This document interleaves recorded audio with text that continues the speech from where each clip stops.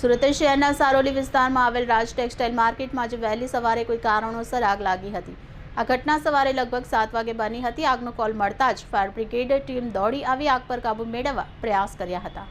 Fire બ્રિગેડને મળેલ માહિતી મુજબ આગ લાગવાની ખબર મળતા જ ઘટના સ્થળે અગ્નિશમન દળની ગાડીઓ મોકલવામાં આવી હતી। અગ્નિશમન કર્મચારીઓ આગ પર કાબૂ મેળવવા અને તેને ફેલાતી અટકાવવા પૂરા પ્રયાસ કરી રહી છે। ઘટના સ્થળે ફાયર જવાન અને અગ્નિશામક સાધનો સાથે મોટી સંખ્યામાં ટીમ પહોંચી હતી। આગના કારણ અને નુકસાનની માહિતી હજુ સ્પષ્ટ થઈ નથી। આગના પગલે સ્થાનિક પોલીસ પણ દોડી આવી હતી। સત્તાવાર સૂત્રોના જણાવ્યા મુજબ ફાયર વિભાગ આગ પર કાબૂ મેળવવા માટે નિયંત્રિત યુક્તિઓ અપનાવી રહ્યા છે। વધુ વિગતોની પુષ્ટિ હજુ થઈ નથી। સ્થાનિક રહીશોને સુરક્ષિત સ્થાને ખસેડવાના પગલાં પણ લેવામાં આવ્યા છે। આગ પર કાબૂ મેળવવાનું કાર્ય હજુ ચાલુ છે। जी आपનું નામ કઈ માર્કેટ છે કયા વિસ્તાર છે કયા માળે આગ લાગી? હું Dharmesh Bhanderi, corporator ward number 17 અને પ્રમુખ આમ આદમી પાર્ટી સુરત શહેર। રાજ ટેક્સટાઇલ માર્કેટ ગોડાદરા ખાતે આવેલી છે। આજે વહેલી સવારમાં ત્યાં આગ લાગી છે અને શોર્ટ સર્કિટના કારણે આગ લાગી છે। મોટાભાગની આગ કાબૂમાં લેવાઈ ગઈ છે। લાસ્ટ ફ્લોર ઉપર થોડીક વધુ વિકરાળ આગ છે અને આપણા ફાયર ફાઇટરની ટીમ તમામ ટીમ કામે લાગી ગઈ છે। ટૂંક સમયમાં જે આગ કાબૂમાં આવી જશે એવું જણાય આવે છે।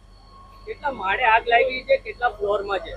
ત્રીજા માળેથી આગ લાગવાની શોર્ટ સર્કિટમાં શરૂઆત થઈ હતી, લાસ્ટ ફ્લોર ઉપર ગઈ હતી અને ત્રીજા માળેથી બધેથી આગ કાબૂમાં લેતા આપણા ફાયર ફાઇટરની આખી ટીમ ફાયર ટીમ છેલ્લે સુધી લાસ્ટ ફ્લોર સુધી પહોંચી ગઈ છે। લાસ્ટ ફ્લોર ઉપર જ અત્યારે હવે આગ છે, બાકીની બધી આગ કાબૂમાં આવી ગઈ છે। અહીં કોઈ જાનહાની થઈ હોય એવા કોઈ સમાચાર નથી। વહેલી સવાર હોવાના કારણે હજી માર્કેટમાં કોઈ આવ્યું જ હોતું નથી, એટલે જેના કારણે જાનહાની નથી થઈ એ ઈશ્વરની કૃપા છે।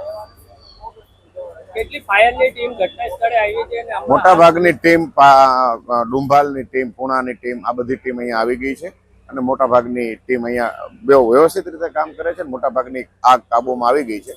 લાસ્ટ ફ્લોર ઉપર થોડી વધુ વિકરાળ આગ છે અને એ આગના કારણે એ દુકાનની અંદર રહેલો માલ સળગી રહ્યો છે, જેના કારણે થોડીક વાર લાગશે એવું લાગે છે, પણ જાનહાની કોઈ નથી થઈ, ઈશ્વરની કૃપા છે અને બહુ જલ્દી આગ કાબૂમાં આવી જશે।